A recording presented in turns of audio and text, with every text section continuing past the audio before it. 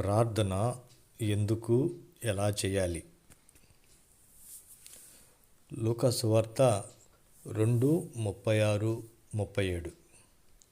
అన్న అను ఒక ప్రవక్తయుండెను. దేవాలయం విడువక ఉపవాస ప్రార్థనలతో రేయింబగళ్ళు సేవ చేయుచుండెను.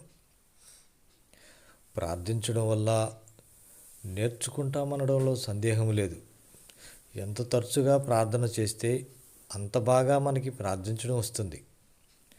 అప్పుడప్పుడు ప్రార్థన చేసేవాడు ప్రయోజనకరం, శక్తివంతం అయిన ప్రార్థనను ఎప్పటికీ నేర్చుకోలేడు. ప్రార్థన ద్వారా మన దేవుని గొప్ప శక్తి మన అందుబాటులోనే ఉంది. కానీ దాన్ని అందుకోవాలంటే కష్టపడాలి. అబ్రహాము తన జీవితకాలం అంతా దేవుని ఎదుట విజ్ఞాపన చేసే అలవాటు లేనివాడైతే సొదొమ కోసం అంతలా దేవునితో వాదించగలిగేవాడా? పెనీయేలు దగ్గర రాత్రంతా యాకోబు దేవునితో పోరాడినది అతని జీవితంలో మొదటి సందర్భం అనుకుంటున్నారా?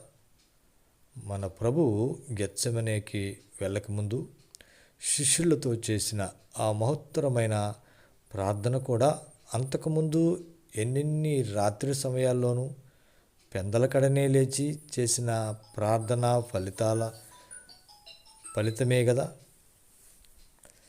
తన ఇష్ట ప్రకారం ప్రార్థన వీరుడవ్వాలని ఎవరన్నా అనుకుంటే అతని ప్రయాస అంతా వ్యర్థమే.